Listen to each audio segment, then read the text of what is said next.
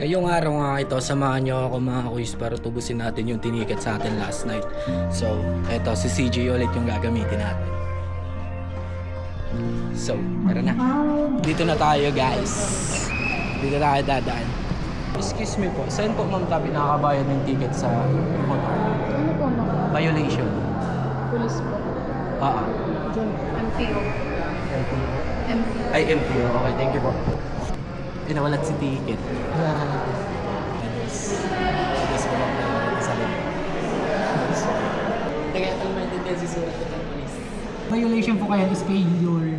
Carry, to carry o RCR. Hindi po yung violation. Yung check. Nawalat lang kayo si ORCR sir. This ang specification ng violation na yun na mabasa lang dyan sa tulog ng surat.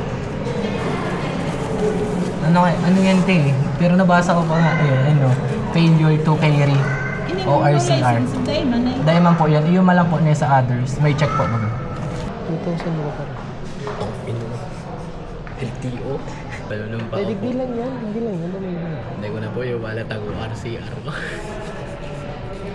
Lisensya naman sa sunod. Pinalat kasi motor. Impound. 200 po.